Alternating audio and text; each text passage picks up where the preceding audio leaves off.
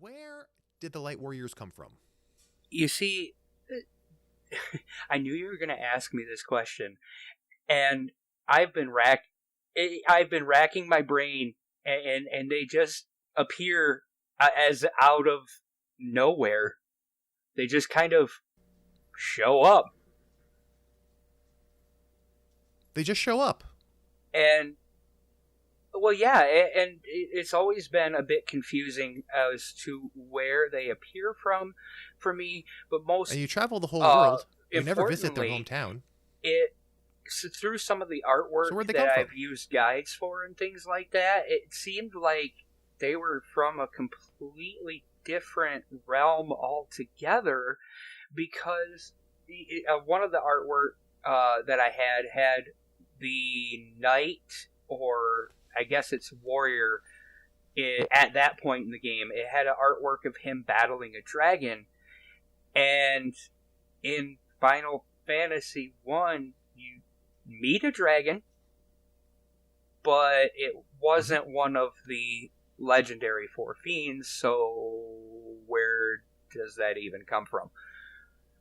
I mean, I was thinking about this pretty recently, and I think I kind of came up with what I think is the answer. It's kind of my own headcanon. And for you guys listening, you can tell me what you think about this. I think that those characters are just supposed to be the avatar for the player, and that really you, the player, are the hero of the original Final Fantasy. And you're fighting against the literal embodiment of the abstract idea of chaos. And your job is to restore balance to the world by defeating chaos. So I kind of feel like, the player is the avatar for order in this world. Or rather, the player is the hero of order, and these characters, these warriors of light, these are your sort of mystical avatar that's conjured into the world to represent you. At least that's my thought. And I tend to agree with you, just based on how the game ends. At least Pixel Remaster, and I know the GBA and PSP versions had said this.